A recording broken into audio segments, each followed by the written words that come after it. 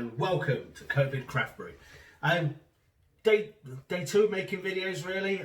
This is day 14 of isolation. So I've got 2 bottles of this beer left. It's quite a rare beer because there's only 2 left. Now I made 103, I think it was, of this, and that was about 7 or 8 months ago. It was quite nice, and it was quite drinkable quite early on as well, which is always quite nice for a bottle conditioned beer. It did obviously improve over the next month, and then the improvement really just leveled off. So after a couple of months, it was pretty much the same as it was 4 or 5 months later.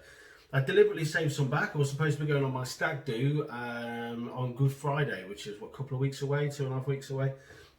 And because of this outbreak, well, I can't do that anymore. So rather than save some behind for them, I've been drinking it. So I actually opened it already. So there's a bottle that it was in.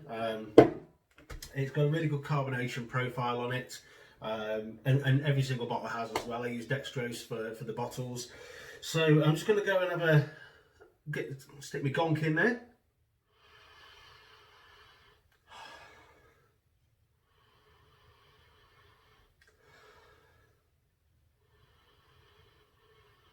Oh yeah,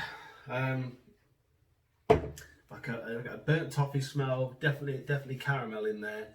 There is some grassy English hop. I did use East Kent Goldings, I think it was, for this one. It might have been Goldings, probably Goldings in fairness. Doesn't really matter. But they're English hops. It's a very dark ruby red colour.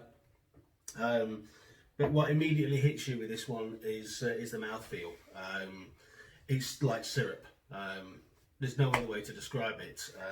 So what I'm going to do is just jump straight in and have a great big gulp of it, because I've been looking forward to this all day, and I've only got one more of these after this, so bottoms up.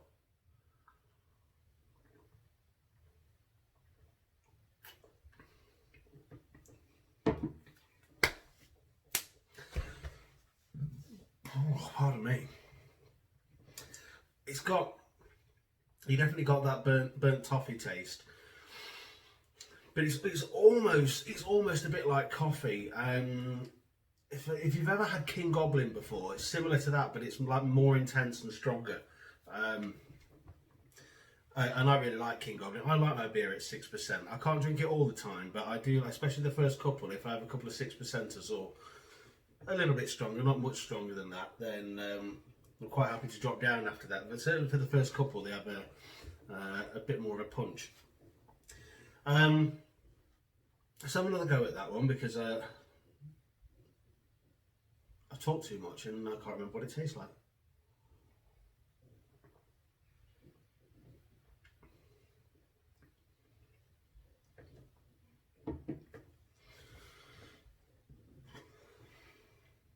Definitely get the aftertaste of the hops once you've swallowed it.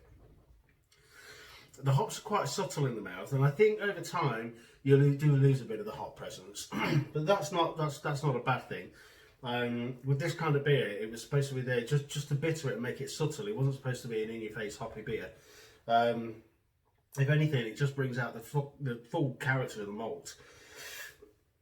I really like this beer, and I wish I hadn't accidentally deleted the recipe. So I'm going to have to do it again. Out of 10 then, this one, I would give this 7, maybe 7.5. It's not the best beer I've ever made. I do tend to make beers a bit lighter than that. And that's probably where I've got more of my experience. So I've kind of honed that recipe a little bit more.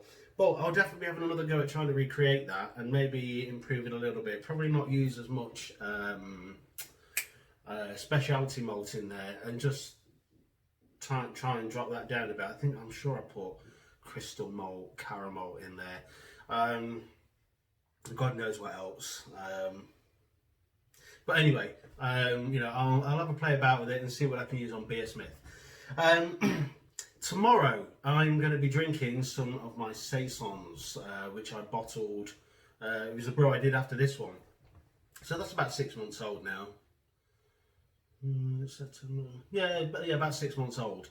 It was supposed to be a raspberry saison, so we're going to bring that one in tomorrow and see how I get on with that. The missus really likes that beer as well, and that is 6%. So you know, she only ever needs one or two, and she's shit faced.